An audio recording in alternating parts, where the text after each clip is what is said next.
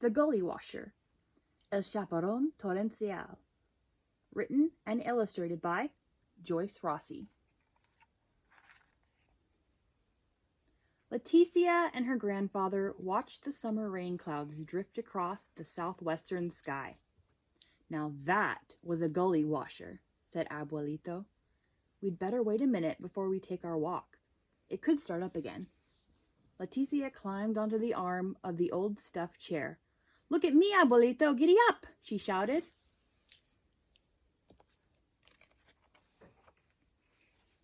Hey, little vaquera, said her grandfather as he sunk into the cushion beside her.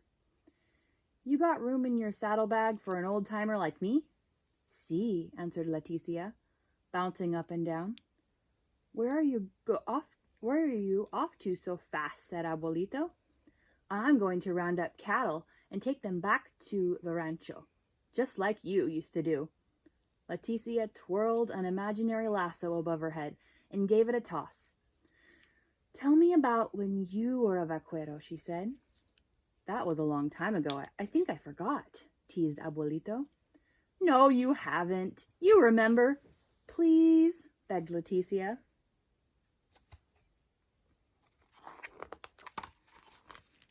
Oh, yes, began Abuelito slowly. I remember a spring day many years ago when the biggest gullywasher ever came my way. I was searching for stray cattle just south of here. The sky turned dark as night. Dust devils came up, whipping off the mesa, blowing my sombrero high up into the sky. The rain began, and it wouldn't stop.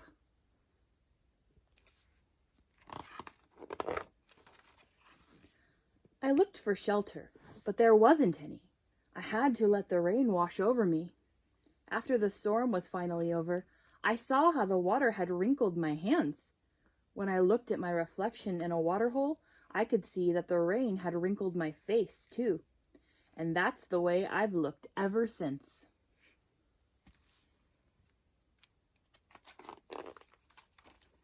Leticia laughed. She reached over and ruffled her grandfather's fluffy white hair.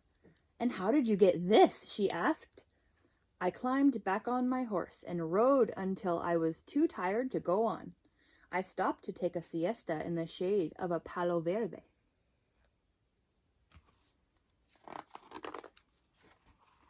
While I slept, a hummingbird began to take strands of my hair to make a nest. That parejito was so gentle and quiet, I never woke. Only by one by one, it plucked the dark-colored hairs, but it left all the white ones for me.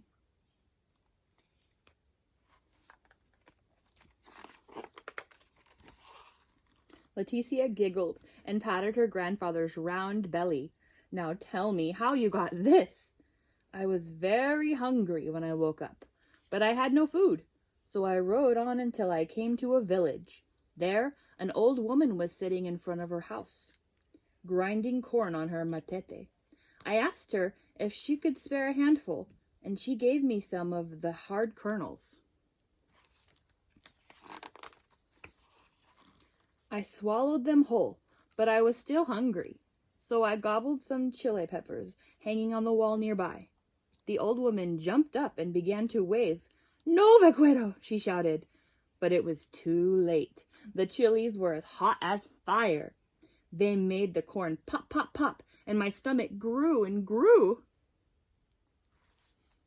I like how his shirt's coming apart.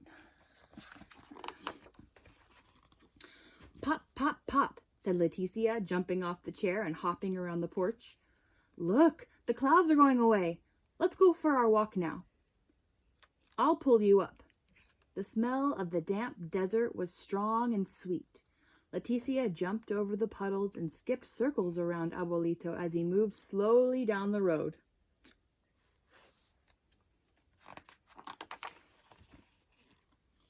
Abuelito, why are you so bent over? Asked Leticia.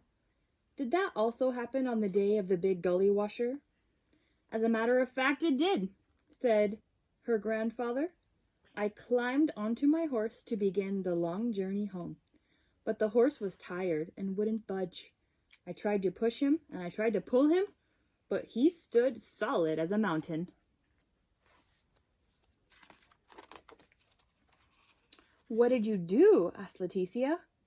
"Well," said Abuelito, "I swung that caballo over my shoulders and carried him all the way home on my back."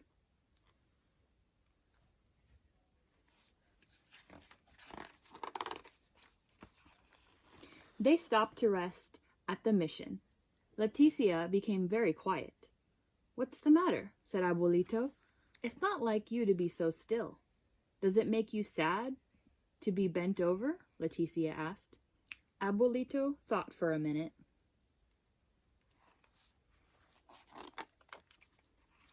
"No, little vaquera," he said as they began their walk home. "It makes me closer to you." And he stooped just a little to kiss her forehead. The end.